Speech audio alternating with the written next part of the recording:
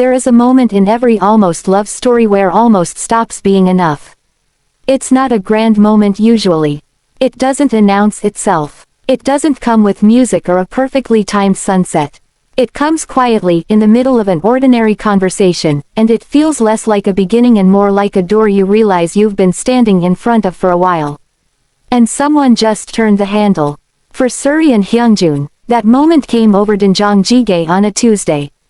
Of all the undignified things. Let's get into it. He'd texted her the address and she'd raised an eyebrow because it wasn't what she expected. Not a private dining room. Not a restaurant with no sign. Just a small jjigae place in a side street in Mapo, the kind with plastic chairs and laminated menus, and an elderly owner who came out of the kitchen when Hyungjun arrived and scolded him in rapid Korean that Suri caught approximately 30% of, but the energy of which was unmistakably, "You never visit enough." Hyungjun bore it with the patience of a man who had been doing so for years. When they sat, the owner brought extra banchan without being asked, set it down with a look at Suri that was part assessment, part approval, and disappeared back into the kitchen. "Your grandmother?" Suri asked. "Ajasi's wife," Hyungjun said. "I used to come here when I was at university. Before a pause, before everything got complicated." What was university like? He looked at her like the question surprised him. "For a while." "What changed it?" "My father's health." "Practiced." The voice of someone who had told this story in a specific contained way for a long time. "I came back to run the company. Didn't finish my degree." "How old were you?" 24. Suri was quiet for a moment doing the math. "You ran a billion-dollar company at 24. Someone had to." "That's not an answer." He looked at her. "No," he agreed. "It's not." The food came, 2 bowls of doenjang jjigae, rice, banchan, the specific comfort of a meal that wasn't performing anything for anyone. Suri picked up her spoon. "Were you scared?" she asked. "At 24, taking it all on." Nobody asked Kang Hyungjun if he'd been scared. She could see it in the slight shift of his expression, not offense. More like someone pressing on something that had been held tightly for so long it had forgotten it was tender. "Yes," he said. "No armor on it." Suri nodded. Ate her jjigae. "Let it sit. I was scared when I started my firm," she said. "I had the plan, the numbers, the strategy. But the night before we launched I sat in my car outside our office for 40 minutes because I couldn't make myself go in."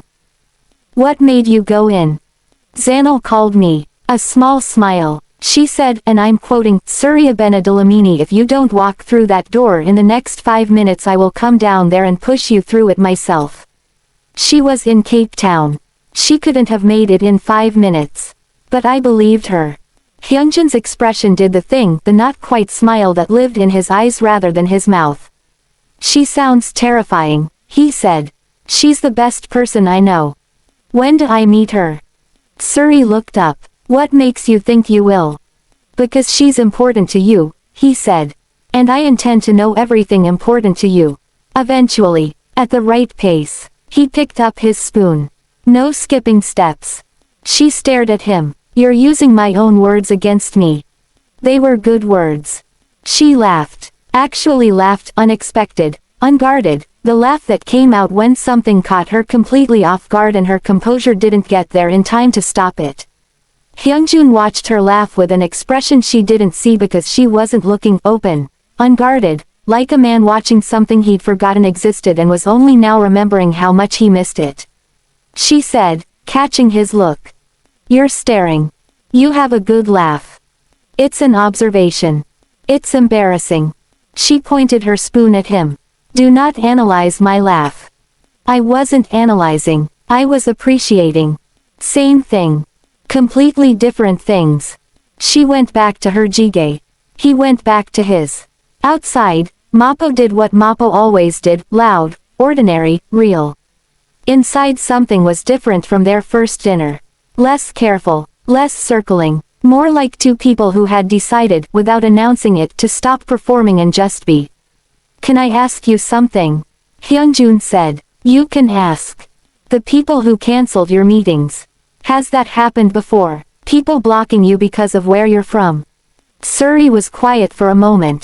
"Yes," she said. Not always this directly. Sometimes it's just runes that don't quite open. Emails that take longer to get answered. Investors who are very interested and then suddenly aren't. She kept her voice even. You learn to build bigger. Make your numbers too good to ignore. Make your track record speak louder than their discomfort. Does it work? Mostly. It's exhausting.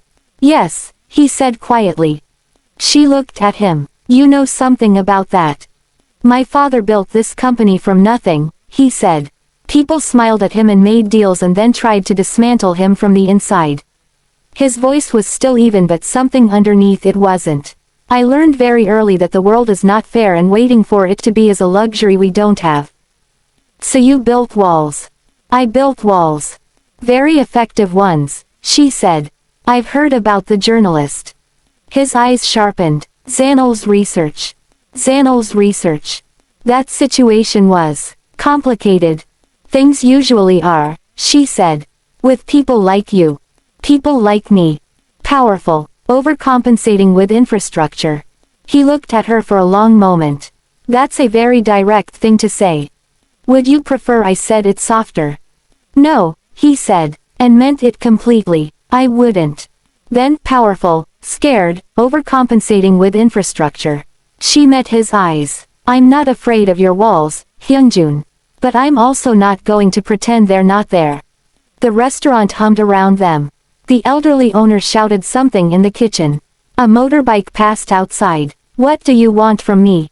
He asked. The same question she'd asked at their first dinner, returned now, genuine, without deflection. Suri considered it properly. I want you to be honest, she said. Not about your business or your history or your Wikipedia page. You read it. Xanol read it. I listened. She kept going. I want you to be honest about this. Whatever this is. No strategy. Just what is actually happening between us. Hyungjun set his spoon down. He looked at her the way he had on that stage floor, not the CEO look, not the dangerous man look. The other one. The real one. I think about you constantly, he said. I rearranged my schedule 3 times this week to make sure I was available when you called. I put up a billboard because I wanted the city to know you did something remarkable and I couldn't think of a more appropriate scale. A pause. I am not accustomed to feeling like this. I don't have the right vocabulary for it. It feels like, he stopped. Tried again. It feels like I've been running a very long race in a very controlled direction and you walked into the middle of it and said, why are you running that way? And I didn't have an answer. Suri breathed. Hyungjun. That might be the most honest thing you've ever said to another person. Probably. It's also terrifying. For both of us. I know. She looked at him across a plastic table in a small restaurant in Mapo, this impossible man with his walls and his billions and his billboard and his laugh that only came out when she surprised him, and made a decision. Not a rational one. Not a strategic one. A true one. Okay, she said. Whatever this is. Something crossed his face, relief, she thought. Underneath all of it, just relief.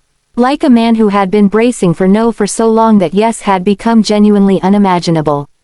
We do this right, she said. At my pace. No more moves without telling me. Agreed. And you eat lunch every day. He almost smiled. That seems unrelated. It's non-negotiable. Suri was waiting at arrivals. She'd told Hyungjun she needed the afternoon for something personal. He hadn't asked what, which she noted and appreciated. He was learning her edges. The arrivals' doors opened. Xanol came through them like weather. Tall, Durban-born, wearing a bright yellow coat that had absolutely no business being in Seoul in November, pulling a suitcase that suggested she had packed for significantly longer than a visit. She spotted Suri across the hall and her face split into the kind of smile that only happens between people who have known each other long enough to become each other's landscape. They met in the middle, not performative. Just solid. A hug that meant I've been watching you from a distance and I needed to be here in person. You look different, Xanol said, pulling back, studying her face with the focused attention of someone who had known this face for 20 years. I look the same. You look like someone who's been sleeping properly. Seoul has good beds. Xanol. You look happy. said with complete seriousness, like you're trying not to let it show. Suri picked up one end of her suitcase. I'll tell you everything in the car. Is he picking us up? Does he know I'm here? Not yet. Xanel grinned the grin of a woman who had front row seats to something extraordinary and knew it. Oh, she said, this is going to be so good. He'd invited Suri to dinner. She'd said yes and then appeared at his door with Xanel. Hyungjun opened the door, saw Suri, registered the woman beside her in the yellow coat, and did not miss a beat. You must be Xanel, he said. Xanel looked him up and down with the thorough, completely unself-conscious assessment of someone who had been waiting for this moment since a Wikipedia page and a phone call from Insadong. Kong Hyungjun, she said. Wikipedia. Subsections. Xanel, Suri started. I read your controversies page. Xanel continued pleasantly, walking past him into the penthouse like she'd been there before and simply preferred it to anywhere else. The journalist section was interesting. Most people find it concerning, Hyungjun said. Most people haven't met Suri, Xanel said, looking around the penthouse with wide eyes doing equal work of genuine appreciation and deliberate assessment. She's more terrifying than anything on your page and she's never relocated a single journalist. She turned back to him. You put up a billboard with my best friend's name on it. Because she deserved to be celebrated. Xanel stared at him. Then she pointed at Suri. I like him. Xanel, I didn't say he wasn't dangerous. I said I like him. Those can both be true. She set her bag on his very expensive sofa with zero hesitation. Are we eating? Because I've been on a plane for 11 hours and I have opinions about this relationship that are better delivered after food. Hyungjun looked at Suri. Suri looked at Hyungjun with an expression that said I told you she was a force of nature and you're welcome simultaneously. I'll call Min Jae, Hyungjun said. He was joining us. Your security man, Xanel asked. The one who stood still for 2 seconds. He's my, Hyungjun paused. He's Min Jae. I have questions for him too. In the hallway, Hyungjun called Min Jae. Change of plans, he said quietly. Suri brought Xanel. A pause. The one from Johannesburg. The one who found the forum thread. The one who Googled me. Probably. Another pause. Should I be concerned? I think, Hyungjun said, watching through the doorway as Xanel examined his bookshelf with the focused energy of a woman building a comprehensive case. You should just come to dinner. It was the kind of dinner that happened sometimes, rarely, unexpectedly, where 4 very different people sat down as strangers and stood up as something else. Min Jae arrived in his usual dark suit and found Xanel already seated and already asking the caterer if the jjigae was made from scratch or reheated. He sat across from her. They looked at each other, 2 people recognizing, in the other, someone who also spent their life holding someone extraordinary together. Someone who knew what it cost. Someone who did it anyway. You're the one who talked her into the green dress, Min Jae said. Xanel's eyes widened. How do you know about the green dress? I know most things. So do I, Xanel said. Wikipedia. Subsections. Also applied to support staff. I don't have a Wikipedia page. No, Xanel agreed, which is either very reassuring or deeply suspicious. Both, Min Jae said. Xanel looked at him for a moment. Then, I respect that answer. Across the table, Suri caught Hyungjun's eye. He raised an eyebrow. She shook her head slowly, in something between wonder and resignation. There's going to be a problem, she said quietly. Or a solution, he said. To the part where you still think this might not work, he said. Because Xanel is here and she doesn't look like someone who came to watch it fall apart. Suri looked at her best friend, currently extracting Min Jae's entire professional history through a series of questions that sounded casual but were absolutely not, and felt something settle in her chest. No, she admitted, she doesn't. Hyungjun reached across the table. Not for her hand, just close to it. Just near. A question, not a statement. Suri looked at his hand. Looked at him. Then she closed the distance herself. His hand was warm and still and he didn't make a thing of it, didn't squeeze, didn't react, didn't perform. Just let her decide. Just let her lead. Across the table, Xanil caught it in her peripheral vision and said nothing. Said nothing magnificently. Said nothing in a way that was its own kind of celebration. Minjae also noticed. Also said nothing, but something in his permanently composed expression softened by approximately 2%, which, for Choi Minjae, was the equivalent of a standing ovation. 4 people, 1 dinner, and somewhere between the jjigae and the second bottle of wine, Suri Dlamini stopped waiting for something to go wrong and started, just barely, just quietly, letting something go right. Xanil approved. Minjae adjusted. And Kang Hyunjun, for the first time in longer than he could remember, sat at a full table and felt the specific warmth of a life that was becoming something more than an empire. But this is not the end. Because next, Hyunjun's world comes knocking. And it doesn't knock gently. Every love story has a moment where the outside world stops being background noise and becomes the actual problem. Not a misunderstanding. Not a miscommunication. Not the kind of conflict that gets resolved with one good conversation. The real thing, the thing that makes you ask, is what we're building strong enough to hold under actual weight. For Suri and Hyunjun, that came in 2 waves. The first was a man named Chairman Oh, 70 years old, 3-piece suit, the kind of smile that had been doing damage for decades. The second was Director Lim. And Suri handled them both. But not at the same time, and not in the same way. Let's get into it. Suri wasn't supposed to be there. She'd come to drop off contract documents, a consulting amendment, completely professional, and Hyunjun's assistant had shown her to the private waiting lounge outside the main boardroom while she called ahead. The boardroom door was heavy. Expensive. The kind that suggested absolute privacy. It was also, as it turned out, not quite fully closed. Suri wasn't trying to listen. She was on her phone, scrolling emails, thinking about the call she needed to make to Xanil, who had extended her Seoul trip twice and showed 0 signs of leaving. And then she heard her name.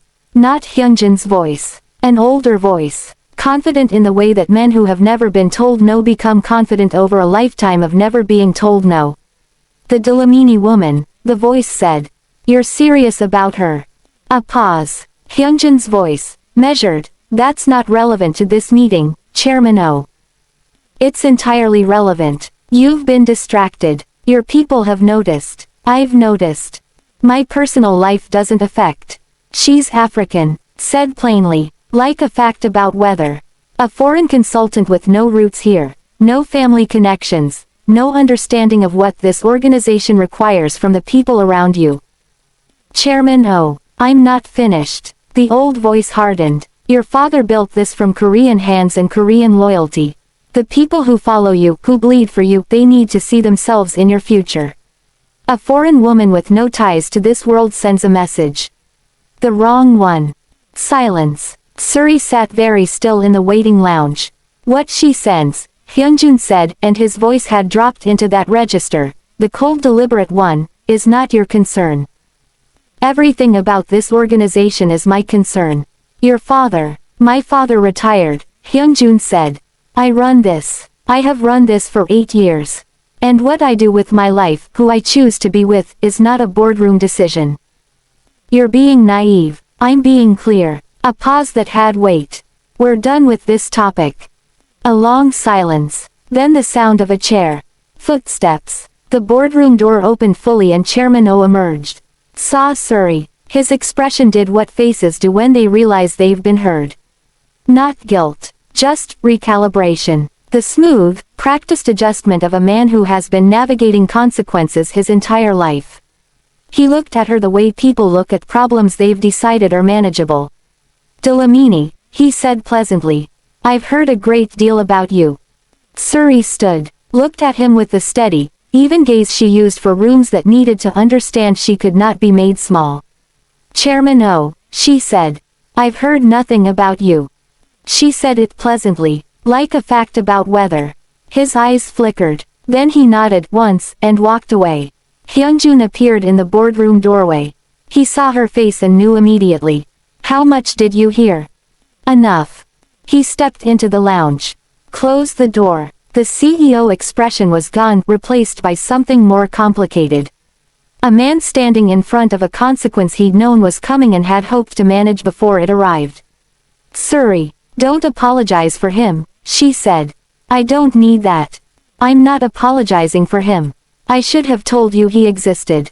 That this pressure existed. I was managing it and I didn't want it to touch you. You were protecting me. Without telling me there was something to be protected from. He heard the problem in that. She could see him hear it. Yes, he said. I have navigated rooms like him my entire career, she said. Rooms that decided before I walked in that I was the wrong kind of person. I didn't need you to shield me from that. I needed you to tell me it was there so I could decide for myself how to stand in it. I know. Do you? I was wrong.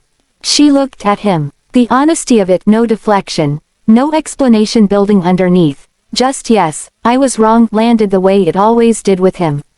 Like something she kept not expecting and kept being moved by anyway. Is he dangerous? She asked. To what you've built. He has influence with people who matter to the organization. He's been in this world longer than I have. And what he said about Korean loyalty, about what the people around you need to see, is his opinion, Hyunjun said flatly. Not mine. But it's a pressure that exists. And it won't be the last time. Probably not. Suri was quiet, not upset, thinking, processing with the precise, methodical brain that had built something real from nothing and kept building it no matter what was in the way. Okay, she said. I'm not running, she said. I don't run from rooms that don't want me. I make them irrelevant. She looked at him. But Hyunjun, no more managing things without telling me. We're in this together or we're not in it.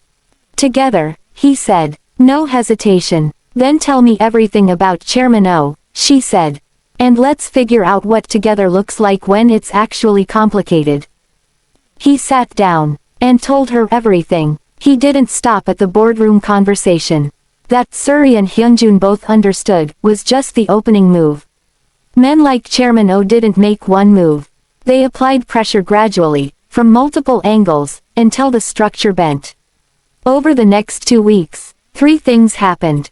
A senior HJ board member requested a formal review of leadership distractions affecting quarterly performance. The request cited no specific evidence. It didn't need to. The implication was enough. A business magazine connected to Chairman O's circle published a piece about HJ Group's uncertain direction under current leadership.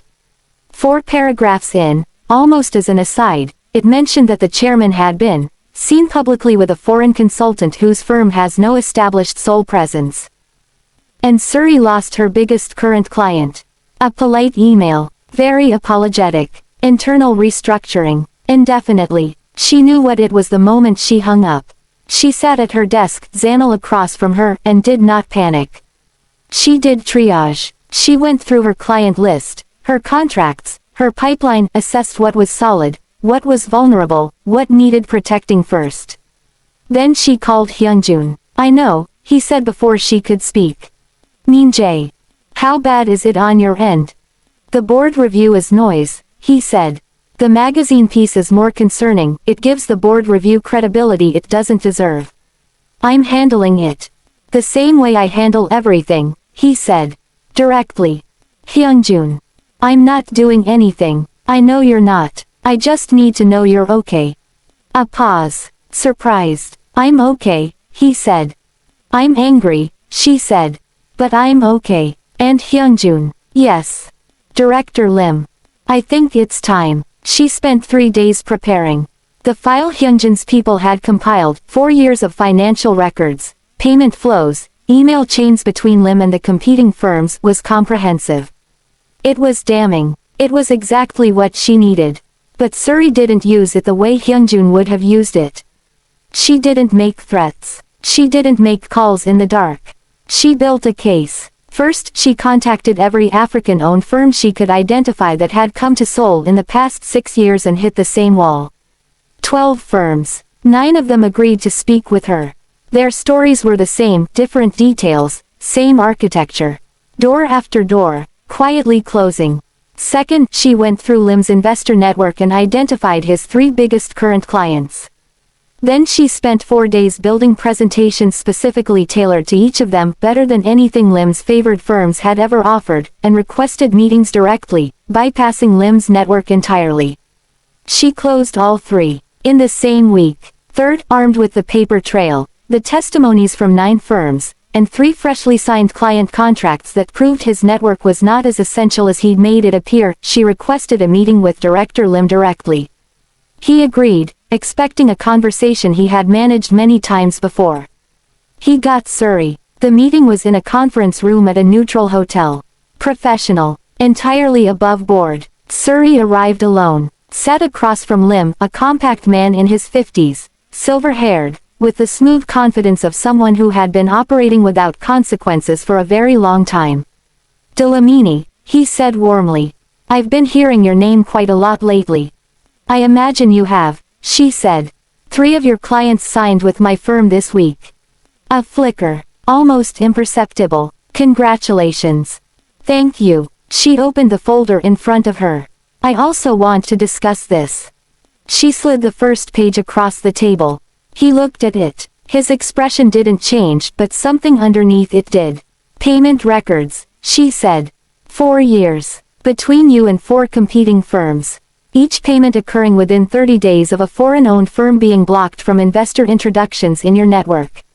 She slid another page. Email chains confirming the arrangement. "I have 9 firms who've agreed to provide testimony. Their stories are consistent." Silence. "Where did you?" "It doesn't matter where I got it," she said. "What matters is what I do with it." He looked at her. Really looked, the assessment shifting from dismissal to something more careful.